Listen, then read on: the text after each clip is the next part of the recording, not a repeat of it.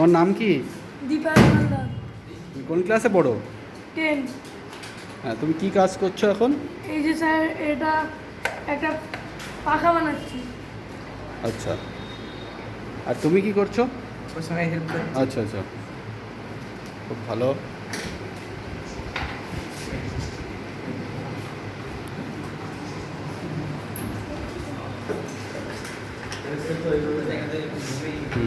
তুমি কোন ক্লাসে পড়ো?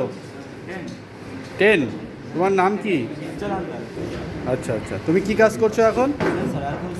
হ্যাঁ, আর আচ্ছা আচ্ছা, এটা কিভাবে কাজ করবে?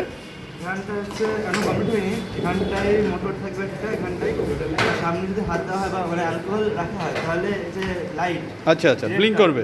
এটা জ্বলে উঠবে। আচ্ছা আচ্ছা আচ্ছা, তুমি কোন ক্লাসে পড়ো? ক্লাস 10। তুমি এখন কিসের উপরে কাজ করছো? আমি ওয়াটার পিউরিফিকেশন একটা মডেলের উপরে কাজ করছি।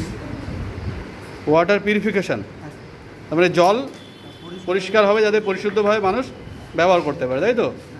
খুব ভালো।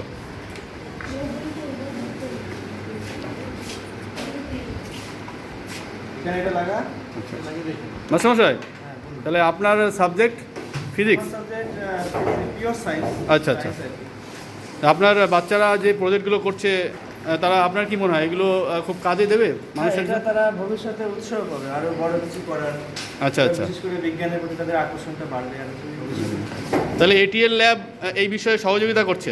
আমাদের মানে এই বিষয়ে এদের প্রধান উৎসাহ দান করছে, এটি ল্যাবটা এদের উৎসাহ দান। আচ্ছা আচ্ছা আচ্ছা, ল্যাবের যে ল্যাব দেখে এরা বেশি উৎসাহ বোধ করে। আচ্ছা।